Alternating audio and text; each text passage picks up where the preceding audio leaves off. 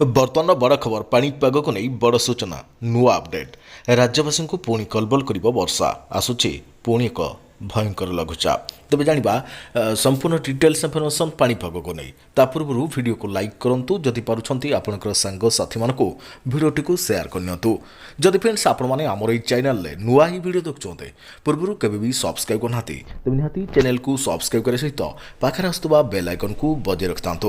तेज उत्तर पश्चिम बंगोपसागर और ओडिशा उपकूल में सृष्टि होता लघुचाप एवं स्पष्ट जनित लघुचाप हो रही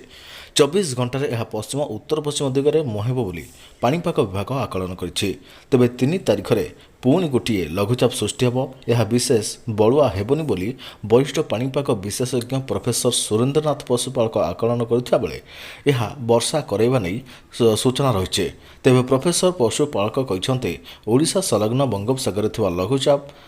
आसंता काली छत्तीसगढ़ में पहुँची पारे तेज आज किसी स्थान में वर्षा हो पारे आसंता काली केंद्रीय उत्तर ओडिशा रे स्वल्प वर्षा हो पारे सेहीपरि परदिन उत्तर और पश्चिम ओडिशा एवं ता परदिन अधिकांश स्थान में स्वल्प वर्षा हेब किछि स्थान में मध्यम धरणर जहाँकि 35 मिलीमीटर पर्यंत वर्षा हेबार संभावना रही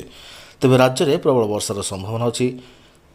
गतकाली दक्षिण ओडिशार किछि स्थान में प्रबल वर्षा होइछे आज नवरंगपुर कलाहांडी बलांगीर नुआपड़ा और बरगढ़ विक्षिप्त स्थान में अधिक